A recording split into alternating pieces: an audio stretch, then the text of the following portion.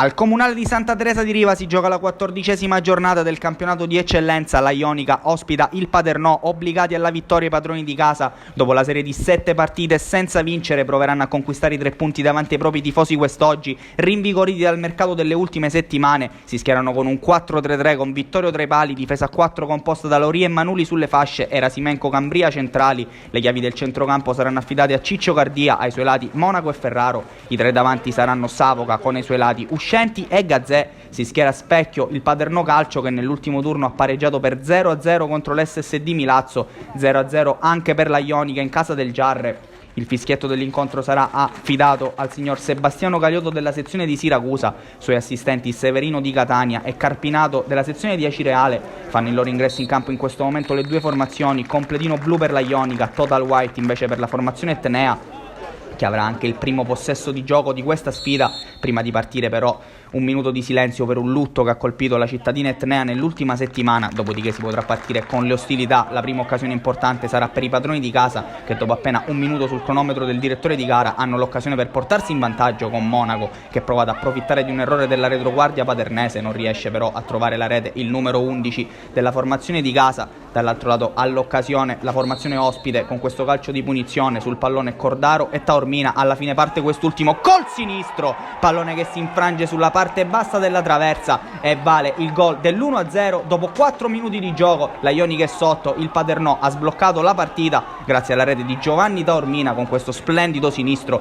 che Vittorio può solo guardare con la sfera che entra alle sue spalle. 2 minuti più tardi avrà l'occasione anche per trovare il raddoppio la formazione ospite con Lentini lanciato in porta. Provvidenziale l'uscita di Vittorio. Lentini, altro acquisto da parte del Paternò, ex Milazzo. La risposta dei padroni di casa è affidata al 10° minuto di gioco al destro di Ciccio Cardia, che ci prova però da distanza siderale. Tentativo centrale, nessun problema per Caruso per far sua la sfera. Lo stesso numero 10 avrà un'altra occasione per ripetersi 2 minuti più tardi, questa volta da calcio di punizione. Specialista Cardia, ne abbiamo visti fare tanti con la maglia del Città di Messina. Qui calcia verso la porta, solo il Legno a negare la gioia del gol al numero 10 della formazione di casa. Rivediamo il pallone che si infrange sul palo, forse anche sfiorato dall'estremo difensore del Paternò. Grande occasione dunque al 12° minuto di gioco per la Ionica per trovare il pari nel loro miglior momento. Arriva la doccia fredda perché arriva il raddoppio del Paternò su questo splendido asse Cordaro Taormina. È proprio quest'ultimo a gelare l'estremo difensore Vittorio e a trovare il gol che vale il 2-0 per la formazione etnea, il gol che vale la doppietta personale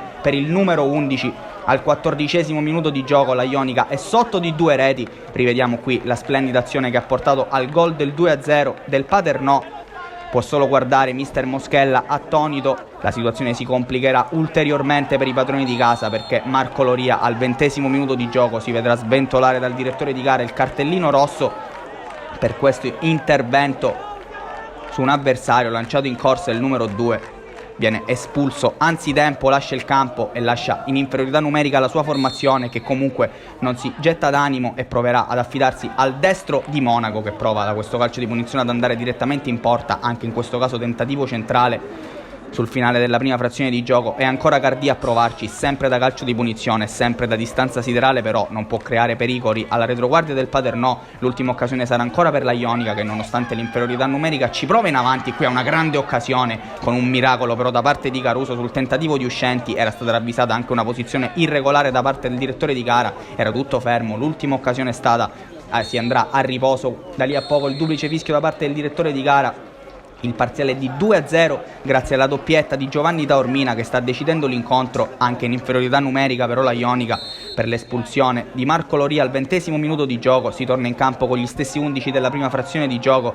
La trama sembra essere la stessa, con il Paternò che ha le più grandi occasioni, prima con Cordaro che poi riesce ad appoggiare per Taormina, che calcia col sinistro il pallone che sfiora il palo. In questa occasione per un nulla non trova la tripletta personale il numero 11 della formazione catanese. Primo cambio per la Ionica con Puglisi che entra in campo al posto di Cambria. Ancora Paternò però in avanti qui con Lentini che prova a trovare il primo gol con la maglia del Paternò. Tentativo centrale da parte del numero 9, però non ha problemi in questo caso Vittorio. Al 27° minuto di gioco la Ionica ha l'occasione per riaprirla, uscita scellerata da parte di Caruso su Uscenti. Il direttore di gara non ha alcun dubbio, cartellino giallo per l'estremo difensore e calcio di rigore per la Ionica, che avrà quindi l'occasione per riaprirla. Dal dischetto si presenta con tutta la sua personalità Ciccio Monaco, che affronta Caruso prende la rincorsa il numero 11 che calcia con il destro, aveva intuito l'estremo difensore del Paternò che però non è riuscito a arrivare sul pallone che si spegne in rete. Arriva quindi il gol della Ionica che nonostante l'inferiorità numerica con cuore riesce a riaprire la gara. Doppio cambio per la formazione padrona di casa che adesso prova il tutto per tutto. Entreranno in campo infatti La Forgia e Gaeta che prenderanno il posto rispettivamente di Erasimenko e Gazzè.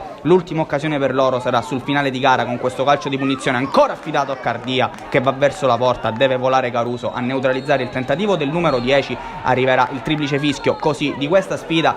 Pone fine all'incontro il direttore di gara che sancisce la vittoria da parte del Paternò. Non è bastato il cuore alla formazione della Ionica che riceve comunque gli applausi dei propri tifosi. Finisce così per 1-2. Un saluto e alla prossima.